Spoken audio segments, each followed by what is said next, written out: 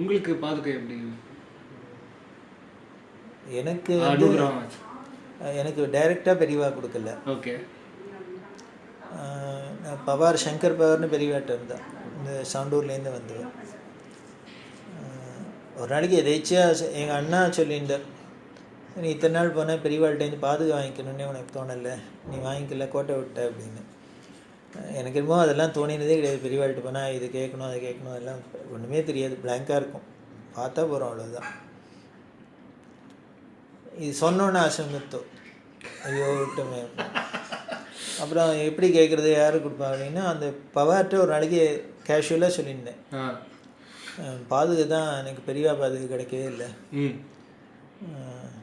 அது வந்து பிரதோஷ மாமாட்ட போய் சொன்னேன், மாதிரி ஆசையாக இருக்குது, இப்போ வேணும் போல் ஆசையாக இருக்குது, கிடைக்கணும். நீ மாமா சொன்னால் கவலைப்படாத, இது சித்தியானதுக்கு அப்புறமா. ஆமாம், ஓகே, கவலைப்படாத, உனக்குன்னு யார்ட்டையான பெரியவா கொடுத்து வச்சுருப்பா, அது தானே வேலை வார்த்தை வரும் அப்படின்னா. இது எதுவும் மாமா நமக்கு சமாதானம் சொல்கிறதுக்குன்னே உடனே மாமா சொன்னேன், எனக்கே இப்படி தாண்டா கிடைச்சிது. ஓ, மாமாவுக்கு டைரக்டாக இந்த பூக்காரி மாதிரிலாம் அனுகிரகம்லாம் வரல, வேற மாமாவோட அண்ணாக்கு கொடுத்தது. ஓகே. எப்போ சிதம்பரம் போயிருக்கிறதே பிரதோஷ மாமாவோட அண்ணாக்கு. அப்போ மாமாலாம் பெரியவாள்கிட்ட அவ்வளோ வந்து ஒன்றும் பழக்கமே கிடையாது. அப்படி இருக்கிறதே அவன் அண்ணாவுக்கு கொடுத்தது. அப்புறம் மாமா கேட்டிருக்கா பாத்துக்க, கேட்டால் வேலை வந்தால் தானே வரும்னு சொல்லு அப்படின்ட்டா. ஓ, பெரியவா? ஆமாம், பெரியவா பிரதோஷ மாமா கிட்ட வேலை வந்தால் தானே வரும், வேலை அவரை மனசில் ஸ்மரிச்சுக்க சொல்லு, வேலை வந்தால் தானே வரும் அப்படின்ட்டா. ஓகே. மாமா அதுக்கு மேலே என்ன பண்ணியிருந்தாலும் பேசாத விட்டுட்டான். அதுக்கப்புறம் இவன் அண்ணா டெல்லியில் இருந்தார், மாமாவோட அண்ணா. அவர் வயசு காலத்தில் அப்புறம் அந்த பாதுகையை பிள்ளைகளுக்கெல்லாம் ஒன்றும் இன்ட்ரெஸ்ட் இல்லை. ஸோ மாமா ரொம்ப அப்புறம் பெரியவாள்கிட்ட இதுவாக இருக்கான்னு என்ன பண்ணிட்டார், அவர் கொடுத்து அனுப்பிச்சிட்டார், இது இருக்க வேண்டிய இடம் அவங்ககிட்ட தான் அப்படின்ட்டு அதை கொடுத்து அனுப்பிச்சு. டெல்லியிலேருந்து வந்துடுது. ஆமாம், அப்புறம் அண்ணாட்டேருந்து இவருக்கு வந்துடுத்து.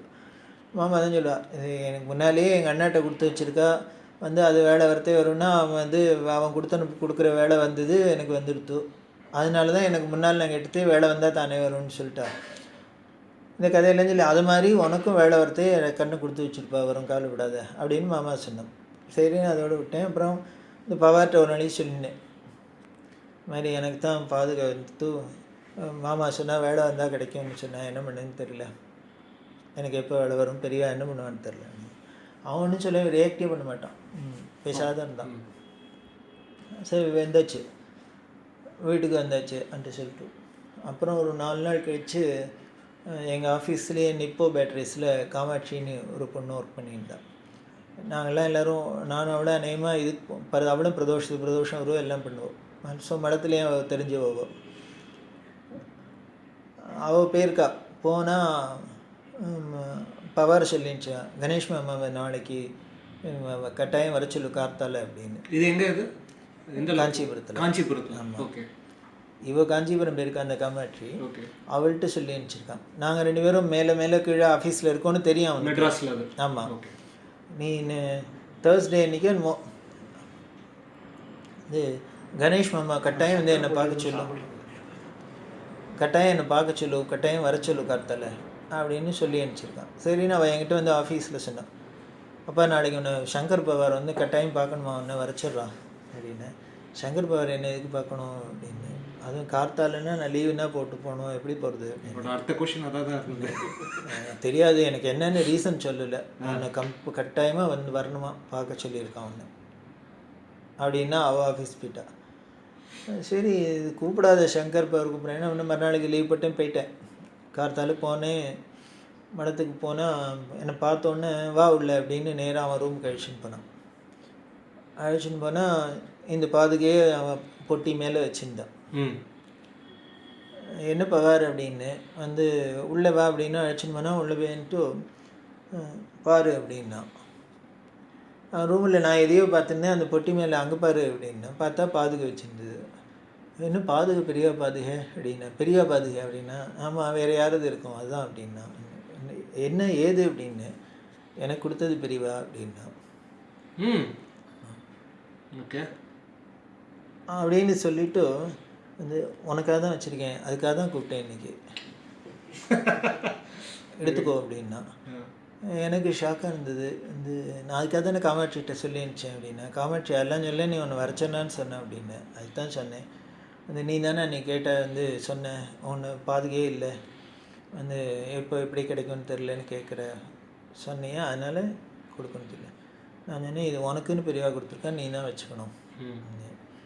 உடனே சொன்னா இல்லை என்கிட்ட தான் கொடுத்தா, ஆனால் உனக்குன்னு கொடுத்ததா வச்சுக்கோ. அதனால் என்கிட்ட இருக்கிறத விட உங்கள்கிட்ட இருந்தால் நீ நல்லா பூஜை பண்ணுவேன்.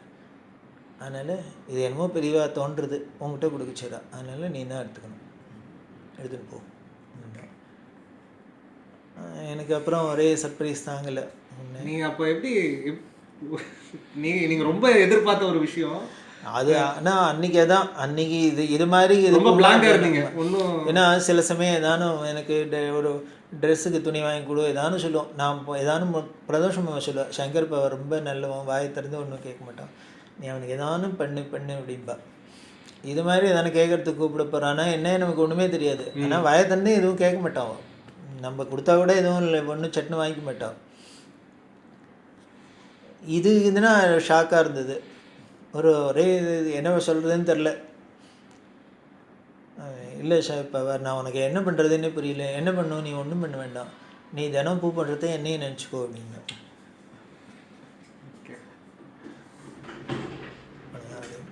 அப்புறம் பைசாலாம் கொடுத்தா வாங்கிக்கவே மாட்டான்.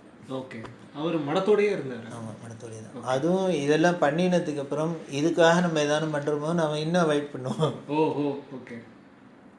அவருக்கு எப்படி பாதுகாப்பு அது கேட்டிருக்கீங்களா? ஏதோ ஒரு நாளைக்கு பெரியவா கொடுத்துருக்கா. ஓகே, அதோட ஹிஸ்ட்ரி அவன் வேறு அதுக்கு மேலே டீட்டெயில்ஸ் இல்லை. ஓகே, பெரியவா எனக்காக ஒரு நாளைக்கு என்கிட்ட கொடுத்தா ஒரு நாளைக்கு, அவ்வளோதான்.